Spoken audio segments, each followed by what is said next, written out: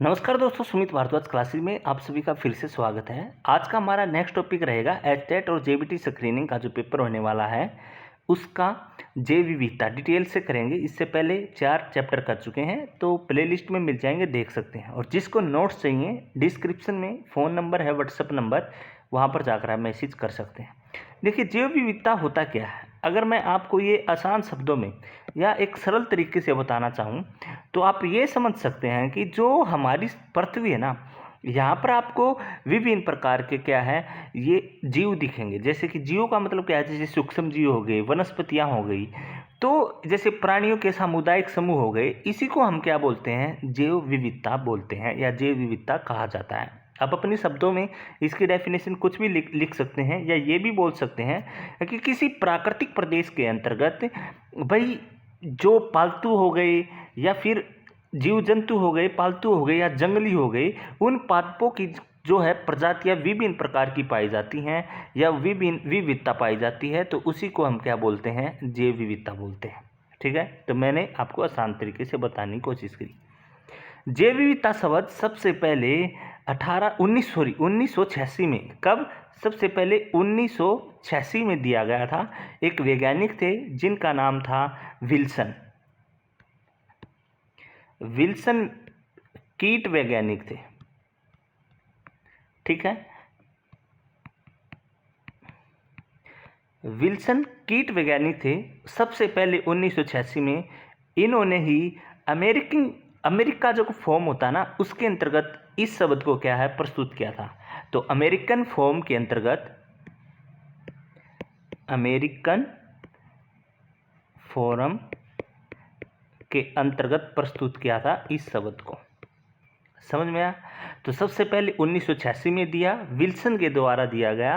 American forum के अंतर्गत इस शब्द को सबसे पहले 1986 में प्रस्तुत किया था। समझ में आया? किसके द्वारा? विल्सन के द्वारा। तो जैव विविधता को हम लगभग 3 स्तर मानते हैं। कितने स्तर मानते हैं? 3 स्तर। तो उसके बारे में हम पढ़ते हैं। ठीक है, जैव विविधता के स्तर कितने बताए मैंने? 3 स्तर बताए। पहला स्तर क्या है? आनुवांशिकता विविधता। आनुवांशिकता, इसके नाम से क्लियर हो रहा है, हेरिडिटी। दूसरा इसका स्तर है भाई प्रजाति विविधता। और तीसरा इसका है पारिस्थितिक का टॉपिक इससे पहले वाला हम डिटेल से कर चुके हैं। जिस बच्चे ने नहीं देखा है वो जाकर देख सकते हैं। ठीक है भाई, तो ये 3 स्तर बताए हैं इसके। तो इसके बारे में जानने की कोशिश करते हैं, ये होते क्या है। देखिए, आनुवांशिक, इसके नाम से ही क्लियर हो रहा है, जैसे कि हर जीव के अंतर्गत अलग अलग क्या है, आपको उसके अंतर्गत क्या है, जीन दिखाई देंगे। तो ये बोल सकता हूँ कि इसके अंतर्गत जीवों की कोशिकाओं में जैसे कि उपस्थिति होती है जीनों की, जैसे कि जाति का, प्रजाति का, गुण का, प्रकृति का, संरचना का, इन सभी का निर्धारण किसके अंतर्गत होता है? आनुवांशिक विविधता के अंतर्गत होता है, या फिर इन सभी का क्या है, अध्ययन इसी आनुवांशिक विविधता के अंतर्गत किया जाता है। अब आपके पता है कि हर व्यक्ति के या हर जीव के अंतर्गत अलग अलग जीन दिखाई देंगे। तो जो जीन्स दिखाई देते हैं उन जीन्स के आधार पर ही तो हम डिनोट करते हैं। जैसे कि ये मेंढक है, उसके जीन्स के आधार पर ही तो पता चलता है, उसके गुण के आधार पर, प्रकृति के आधार पर, उन सभी का क्या है, इसके अंतर्गत क्या है, अध्ययन किया जाता है। वो क्या कहलाएंगे? आनुवांशिक विविधता कहलाएंगे। मैं लिख नहीं रहा हूँ जिससे कि वीडियो लंबी ना हो। आप अपने शब्दों में मैंने जो बताए हैं उसको नोट्स बनाते टाइम आप लिख सकते हो। मैं लिखूंगा तो ज़्यादा वीडियो लंबी होगी। ये आपको समझ में आ गया होगा मैंने क्या बताया कि आनुवांशिक किसको कहते हैं। ठीक है, तो जितने हर जीव के अंतर्गत भाई जीन्स उपस्थित होते हैं, और उन जीन्स के आधार पर ही तो हम क्या है बांटते हैं ना। जैसे कि उस जीन्स के आधार पर ही हमको पता चलता है कि ये मनुष्य के जीन्स हैं, तो मनुष्य के जीन्स पता चला, ये मेंढक के जीन है, ये कछुए के जीन्स है, तो उन जीन्स के आधार पर ही तो पता चलता है। प्रजाति का, गुण का, इन सभी का अध्ययन, संरचना का, इन सभी का अध्ययन किसके अंतर्गत किया जाता है? आनुवांशिक विविधता के अंतर्गत क्या है, इन सभी का अध्ययन किया जाता है। वो क्या कहलाएंगे? आनुवांशिक विविधता कहलाएंगे। क्लियर? अब आता है प्रजाति विविधता क्या होता है। प्रजाति इसके नाम से क्लियर है, इसके अंतर्गत क्या होता है, प्रजातियों की विविधता का अध्ययन किया जाता है। जितनी भी प्रजातियां ना उनकी विविधता का क्या किया जाएगा, अध्ययन किया जाएगा। समझ में आया? तो वो क्या कहलाएंगे, प्रजाति कहलाएंगे।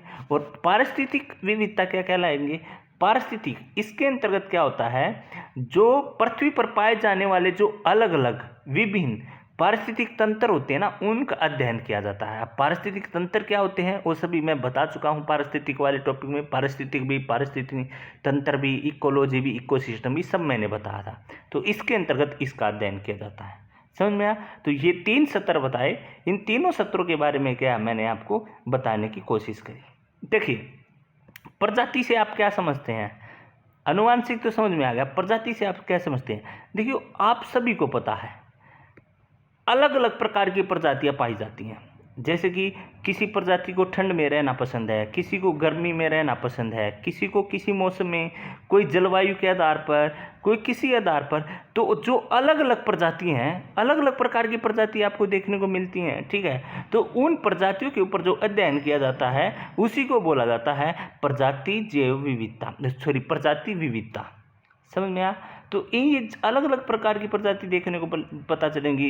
हिरण कहाँ रह रहा है, मेंढक कहाँ रह रहा है, शेर कौन सी प्रजाति का है, ये किस प्रजाति का है, पांडा किसकी प्रजाति का है। तो उन सभी का हम अध्ययन करते हैं ना भाई, ये कहाँ पर है, इसके लिए कौन सा मौसम ठीक है, इसके लिए कौन सा जलवायु ठीक है, इसके लिए क्या खाना ठीक है, ये कैसे स्थान पर रहता है। तो इन सभी का जो हम अध्ययन करते हैं अलग अलग प्रजातियों का, वो सभी इसी के अंतर्गत आएंगे, प्रजाति विविधता के अंतर्गत आएंगी। समझ में आया? तो ये तीनों मैं मान के चलता हूँ आप सभी को समझ में आ गया होगा। ठीक है भाई, तो अब चलते हैं आगे। आगे कुछ इंपॉर्टेंट पॉइंट्स लिखवाता हूँ। देखिए विश्व में ना जो सर्वाधिक जैव विविधता है वो 12 देशों में पाई जाती है। ये बोल सकता हूँ विश्व के अंतर्गत सबसे ज़्यादा जो बायोडाइवर्सिटी है, ज़्यादा जैव विविधता 12 देशों में देखने को मिलती है हमको। कितने देशों में देखने को मिलती है? 12 देशों में देखने को मिलती है। और इन 12 देशों में ही विश्व का लगभग 60 से लेकर 70% जैव विविधता है। और इन 12 देशों में भारत भी है। समझ में आया? मैंने क्या बताया, आपसे पूछ लिया जाए लगभग कितने देश कवर करते हैं 70% जैव विविधता को, तो 12 देश जो हैं 70% जैव विविधता को कवर कर लेते हैं, जिसके अंतर्गत हमको अपने देश भारत का नाम भी क्या है देखने को मिलता है। अगर मैं अकेले भारत की बात करना चाहूँ यहाँ पर, ओनली अकेले भारत के अंतर्गत 10 से लेकर 15% की जीव जंतुओं की प्रजाति हमको क्या है देखने को मिलती हैं। ठीक है, 10 से लेकर 15% अकेले भारत के अंतर्गत जैव विविधता देखने को या प्रजातियां देखने को हमको मिलती हैं। समझ में आया? तो आपको ये भी पता चल गया विश्व में लगभग 12 देशों के अंतर्गत 60 से 70% जैव विविधता कवर हो जाती है, उसके अंतर्गत भारत भी आता है। और अगर मैं ओनली भारत की बात करूं तो भारत ओनली इसमें क्या है 10 से 15% की क्या है प्रजातियां हमको देखने को मिल जाती हैं। समझ में आ गया? तो इस प्रकार से बहुत सारी क्या है भारत के अंतर्गत क्या है जैव विविधता पाई जाती है। और भारत में अलग अलग प्रकार की जलवायु या वायुमंडल है, और इसलिए भारत को क्या बोला जाता है, एक मेगा डाइवर्सिटी वाला देश भी क्या है बोला जाता है।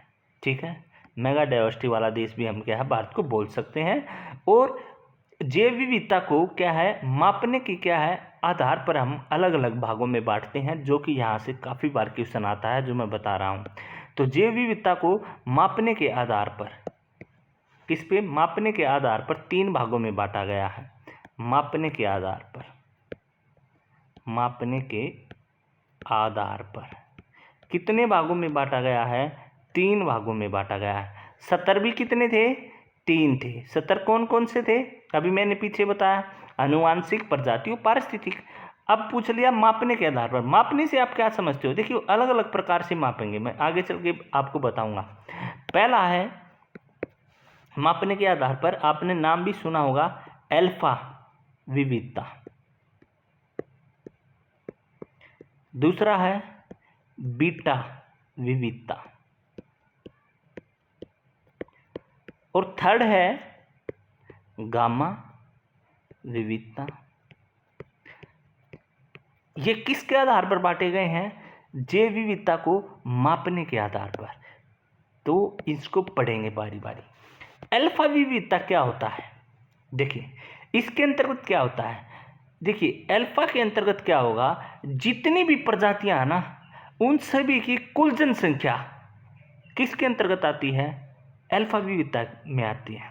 समझ में आया क्या बोला?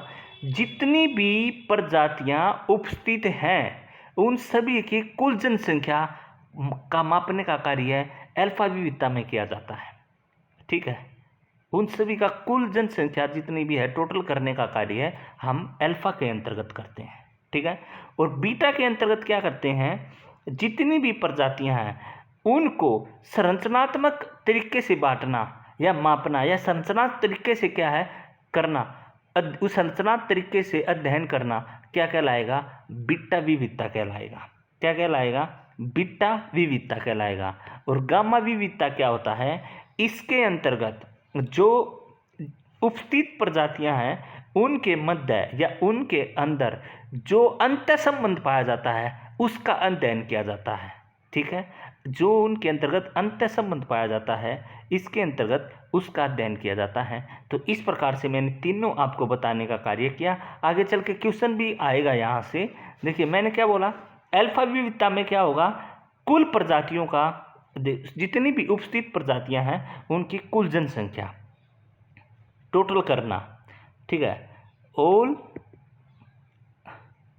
ठीक है, प्रजातियां का कुल संख्या इसके अंतर्गत आएगा, कुल संख्या करना। बीटा विविधता में मैंने क्या बताया, संरचनात्मक तरीके से, संरचनात्मक तरीके से अध्ययन करना प्रजातियों का। ठीक है, और गामा में मैंने क्या बताया, अंतर संबंध, उनके बीच, प्रजातियों के बीच जो मध्य या प्रजातियों के बीच में जो अंतर संबंध पाया जाता ना उसका अध्ययन करना। ठीक है, अंतर संबंध, ये सभी प्रजातियों की बात हो रही है। तो इस प्रकार से मापने के आधार पर, ये आपने पहले भी पढ़े होंगे तो वहाँ पर आपको समझ में नहीं आ रहे होंगे, यहाँ से आप समझ गए होंगे अल्फा क्या होता है, बीटा क्या हुआ, गामा क्या होता है। मैंने सरल भाषा में आपको समझाने की कोशिश करी है कि हर बच्चे को यहाँ से क्या है ट्यूशन समझ में आ जाए। ठीक है भाई, आगे चलें, आगे चलते हैं। आगे क्या है, देखिए बहुत सारे वैज्ञानिक हुए, उन्होंने अलग अलग तरीके से अपने प्रकार से जैव विविधता को बांटने का कार्य किया। तो यहाँ पर एक वैज्ञानिक हैं जिनका नाम है डॉक्टर NR वॉल्स। इन्होंने ना जैव विविधता को विश्व के अंतर्गत 6 भागों में बांटने का कार्य किया। ठीक है, एक वैज्ञानिक का नाम बताया मैंने, क्या बताया, डॉक्टर NR वॉल्स। इन्होंने कितने भागों में बांटने का कार्य किया? 6 भागों में बांटने का कार्य किया। मैं कम वर्ड लिख रहा हूँ जिससे कि आप क्या है अपने नोट्स बनाते टाइम अपनी कॉपी में लिख सकते हो, वीडियो लंबी ना हो।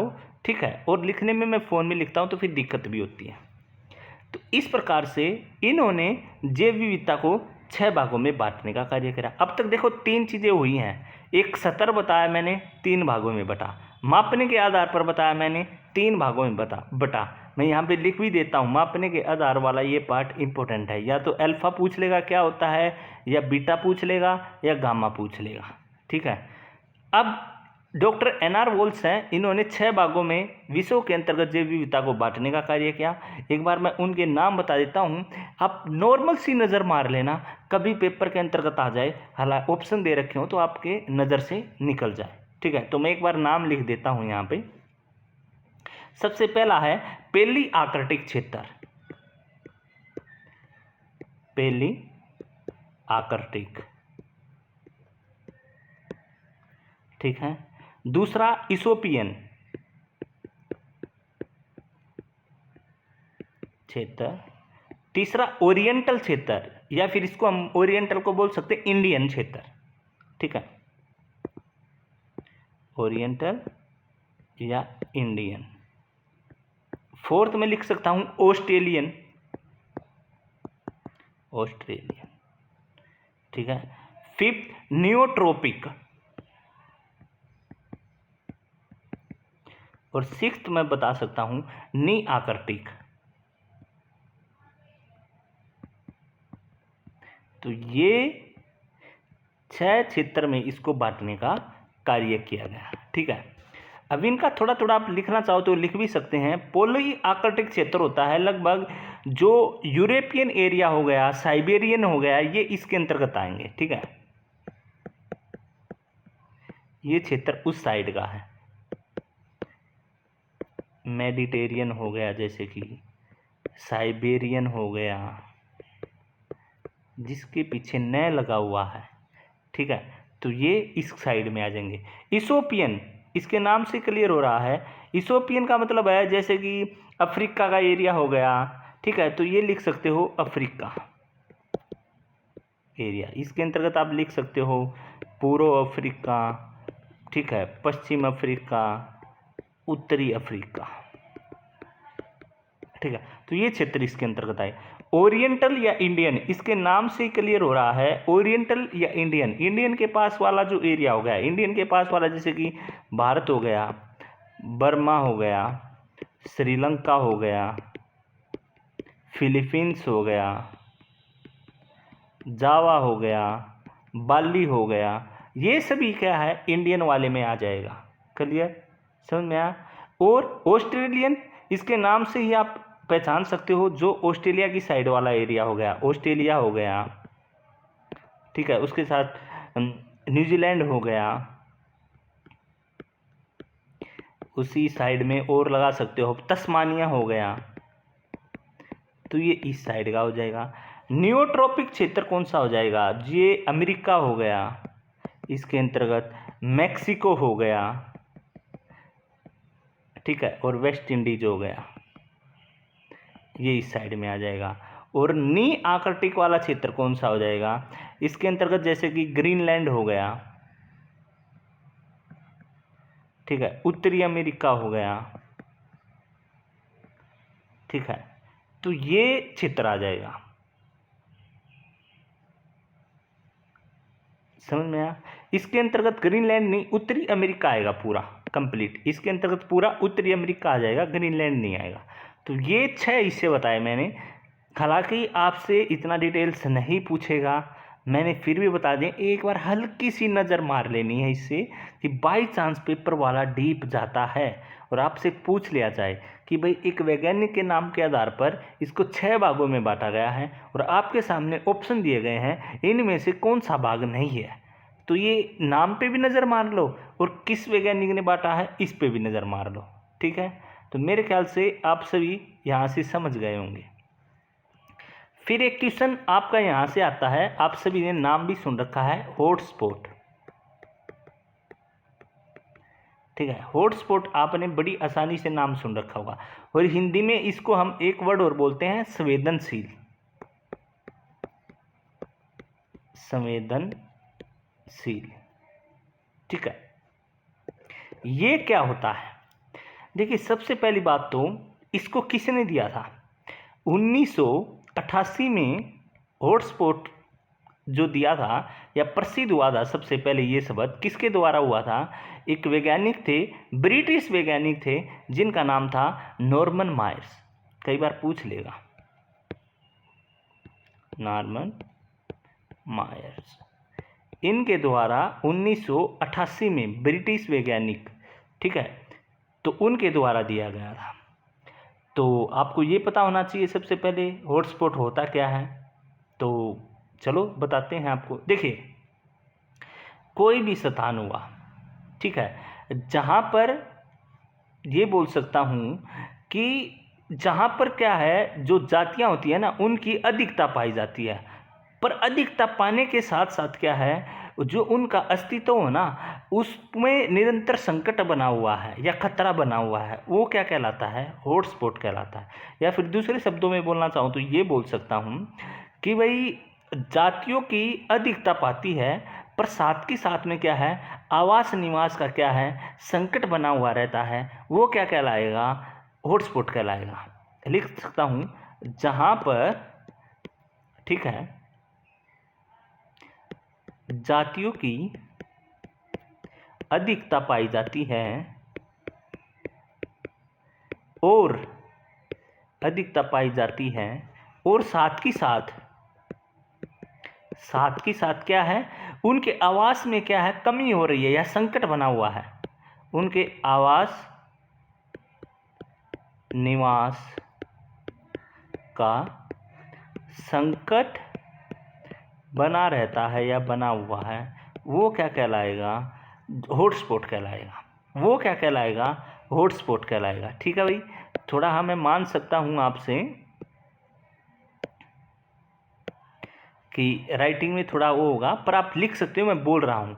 हॉटस्पॉट क्या होता है, जहाँ पर जातियों की अधिकतम पाई जाएगी या ज़्यादा पाया जाएगा, परंतु जो उनका अस्तित्व है उसके अंतर्गत निरंतर लगातार क्या है, संकट बना रहता है, वो क्या कहलाता है, हॉटस्पॉट कहलाता है।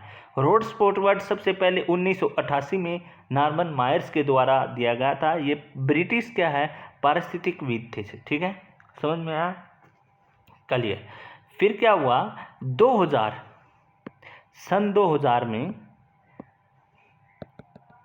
सन 2000 में, ठीक है, सन 2000 में इन्होंने एक पत्रिका प्रकाशित की थी।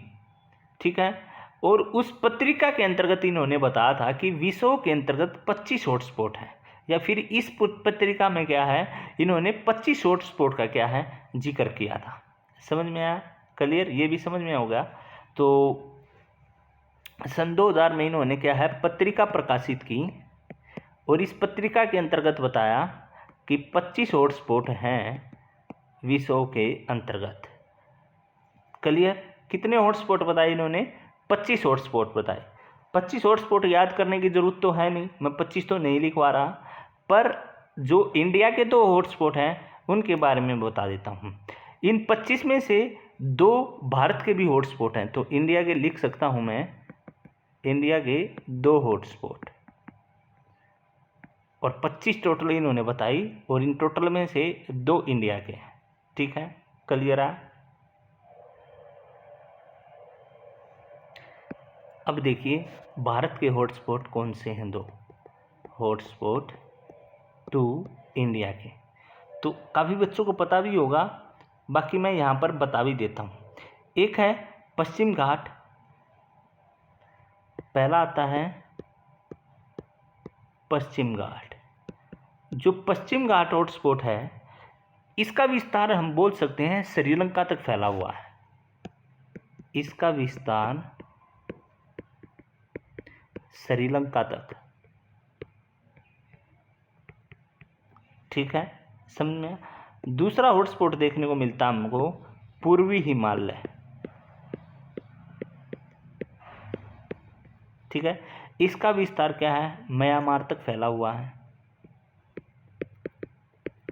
म्यांमार तक क्या है, फैला हुआ है। समझ में आया, क्लियर। तो इस प्रकार से हमने कुछ यहाँ पर पढ़ने की कोशिश करी और मैंने आपको बताने की कोशिश करी जैव विविधता के टॉपिक के बारे में। जैव विविधता का टॉपिक हालांकि मैंने आपको बता दिया है, बड़ा आसान शब्दों में और आसान लैंग्वेज में क्या है समझाने की कोशिश करी है। आप बुक उठाओगे कोई भी तो ना आपको डिफ़िकल्ट वर्ड दिखाई देंगे, पता नहीं कुछ कुछ लिखा मिलेगा, तो यहाँ पर मैंने उनको बिल्कुल शॉर्ट करके और आपको बड़ी आसान तरीके से समझाने की कोशिश करी है और इम्पोर्टेंट बताने की कोशिश करी है जो आपके पेपर में आ सकते हैं। अब 25 हॉटस्पॉट तो नहीं बताए जाएंगे, जैसे कि ट्रॉपिकल इंडिस हो गया, ठीक है, ब्राज़ील हो गया, पश्चिम इक्वाडोर हो गया, मध्य चिली हो गया, सेकुलेंट कारू हो गया, पश्चिम अफ्रीका हो गया, मेडागास्कर हो गया, फ्लोरिडा का हो गया, वाल्सिया हो गया, फिलीपींस हो गया, इंडो बर्मा हो गया, मध्य उत्तरी चीन हो गया, श्रीलंका का पश्चिमी घाट हो गया, उत्तर पश्चिम का ऑस्ट्रेलिया हो गया, न्यूजीलैंड हो गया, माइक्रोनेशिया हो गया, तंजानिया हो गया, केप फ्लोरिस्ट हो गया। तो इस प्रकार से ये 25 क्या है हॉटस्पॉट बन जाते हैं, ठीक है। तो मैंने आपको बताने की कोशिश करी। अब एक क्वेश्चन लगाते हैं, एमसीक्यू क्वेश्चन करते हैं। देखिए एमसीक्यू क्वेश्चन करते हैं। पहला क्वेश्चन है जैव विविधता का अर्थ क्या है। मैंने आप सभी को बताया था एक विशेष क्षेत्र के अंतर्गत विभिन्न प्रकार की क्या है पादप जीव पाए जाएं, उन सभी को क्या बोलते हैं, जैव विविधता बोलते हैं। ठीक है, या विभिन्न प्रकार की प्रजातियां पाई जाएं। तो पहला ऑप्शन विभिन्न प्रकार के पादप एवं वनस्पति नहीं, विभिन्न प्रकार के जंतु नहीं, एक निर्धारित क्षेत्र में, मैंने बोला था ना एक क्षेत्र के अंतर्गत एक निर्धारित क्षेत्र में विभिन्न प्रकार के पादप एवं जंतु, बिल्कुल ठीक है। विभिन्न प्रकार के विदेशागम पादप एवं जंतु नहीं। तो जैव विविधता क्या होता है, एक विशेष क्षेत्र के अंतर्गत एरिया के अंतर्गत अलग अलग प्रकार की आपकी प्रजातियां जीव जंतु देखने को मिले, जंगली जानवर भी देखने को मिले, पालतू भी देखने को मिले, वो सभी किसके अंतर्गत आ जाएंगे, जैव विविधता के अंतर्गत आ जाएंगे। हालांकि मैंने chapter number 2 red data book करवाया था, वहाँ से ये क्वेश्चन लिया है। तो मैं मान के चलता हूँ अब तक आप मेरी सीरीज में वीडियो देखते आ रहे हो, सभी वीडियो आप सीरीज में देखते आ रहे हो, मैं ये मान कर चलता हूँ। और जिस बच्चे ने सीरीज में वीडियो देखी है वो बड़ी आसानी से क्वेश्चन बता सकता है ये रेड डाटा बुक से भी। देखिए निम्नलिखित में से कौन सी जाति लुप्त हो गई है, तो मैंने बताया था डायनासोर जो है वो लुप्त हो गए हैं, तो ये डायनासोर हमारा जो है राइट आ जाएगा। अगला क्वेश्चन, ये भी रेड डाटा बुक का क्वेश्चन है, कौन सी जाति संकटग्रस्त जातियों में से है। मैंने लिखवाए थे कौन सी संकटग्रस्त है, दुर्बल है, ये सभी मैंने लिखवा रखे हैं। तो सीरीज में अगर आप देखते आओगे तो वहाँ पर आपको पता चलेगा। मैंने बताया था कि अफ्रीकन जो हाथी हैं ये क्या है, संकटग्रस्त जातियों के अंतर्गत क्या हमको देखने को मिलते हैं। क्लियर भाई। अगला क्वेश्चन नंबर 4 क्वेश्चन है, सर्वप्रथम जैव विविधता शब्द का प्रयोग किसने दिया था। अगर आपने बड़ी ध्यान से वीडियो देखी होगी तो आप बड़ी आसानी से बता सकते होगे कि विल्सन के द्वारा सबसे पहले क्या है, जैव विविधता शब्द का क्या है प्रयोग किया गया था या दिया गया था। तो किसने दिया था, जैव विविधता शब्द विल्सन के द्वारा दिया गया था। ठीक है, अगर आपने ध्यान से देखा होगा तो आप ये भी बता सकते हो जैव विविधता शब्द विल्सन के द्वारा दिया गया था। कब दिया गया था, 1986 के अंतर्गत क्या है विल्सन के द्वारा ये शब्द दिया गया था। क्लियर भाई, समझ में आया। तो इस प्रकार से इसका क्या आ जाएगा, ये आ जाएगा। अगला क्वेश्चन देखो जो मैंने बताए थे, किसी विशेष क्षेत्र विशेष में उपस्थित विविध प्रजातियों के मध्य अंतर संबंध का ज्ञान क्या कहलाता है। सबसे पहली बात तो मापने के आधार पर उसको कितने भागों में बांटा गया था, 3 भागों में बांटा गया था। कौन कौन सा, अल्फा, कौन कौन सा बीटा, कौन कौन सा गामा। अब उसने इसमें से पूछा है कि कौन सा इसमें से जो उनके मध्य अंतर संबंध स्थापित करता है। तो मैंने बताया था गामा जो है उसमें से मध्य अंतर स्थापित करता है। तो इसका राइट आंसर क्या हो जाएगा, ए आ जाएगा। अगला है, तो उपस्थित प्रजातियों की कुल संख्या को कौन बताता है। तो मैंने बताया था जिसमें टोटल संख्या या कुल संख्या बताई जाए वो किस में बताई थी, मैंने अल्फा के अंतर्गत बताई थी। तो इसका राइट आंसर क्या आ जाएगा, अल्फा आ जाएगा। और संरचनात्मक विविधता किसको कहा जाता है, तो बीटा में क्या है संरचनात्मक तरीके से अध्ययन किया जाता है। तो ये क्या आ जाएगा, बीटा आ जाएगा। ठीक है, अब अगला देखते हैं, हॉटस्पॉट की अवधारणा के प्रतिपादक कौन थे। तो हॉटस्पॉट के बारे में भी मैंने बताया था कि भाई हॉटस्पॉट क्या होता है। तो अगर आपने ध्यान से देखा होगा तो हॉटस्पॉट नॉर्मन माइल्स के द्वारा दिया गया था। कब दिया गया था, 1988 के अंतर्गत क्या है ये दिया गया था। और 2000 में इन्होंने एक पत्रिका बनाई थी और उस पत्रिका में बताया गया था कि कितने हैं हॉटस्पॉट, 25 हॉटस्पॉट बताए थे। और इस पत्रिका में 25 हॉटस्पॉट्स में थे 2 इंडिया के हॉटस्पॉट इसके द्वारा बताए गए थे। ठीक है, 2 इंडिया के हॉटस्पॉट बताए गए थे। कौन कौन से बताए गए थे, एक पश्चिमी घाट बताया गया था और एक पूर्वीय हिमालय बताया गया था। तो ये 2 हमको देखने को मिलते हैं। तो इस प्रकार से आप अगर आपने ध्यान से वीडियो देखी होगी ना, पूरा चक्कर आपके दिमाग में घूम रहा होगा। अगला क्वेश्चन देखिए, जैव विविधता क्षरण के कारणों में से कौन सी सर्वाधिक महत्वपूर्ण कारक है उसको नुकसान का। तो मैंने बताया था कि जो हॉटस्पॉट था वहाँ पर एक लाइन बोली थी कि जहाँ पर ज़्यादा अधिकता पाई जाती है ना वहाँ पर उनका आवासों में विनाश होना। तो प्राकृतिक आवासों का क्या है, विनाश होना, जहाँ पर ज़्यादा अधिकता पाई जाती है। तो ध्यान से देखोगे तो मैंने वीडियो में बताया था। तो इसका राइट आंसर क्या हो जाएगा, ए हो जाएगा। ये क्वेश्चन नहीं बताया था मैंने लास्ट वाला, भारत में सर्वाधिक जैव विविधता किस स्थान पर पाई जाती है। तो शांत घाटी केरल के अंतर्गत क्या है हमको देखने को मिलती है। तो इस प्रकार से हमने क्वेश्चन भी लगा लिए और अच्छे से टॉपिक भी कर लिया। बाकी मिलते हैं नेक्स्ट वीडियो में। धन्यवाद दोस्तों।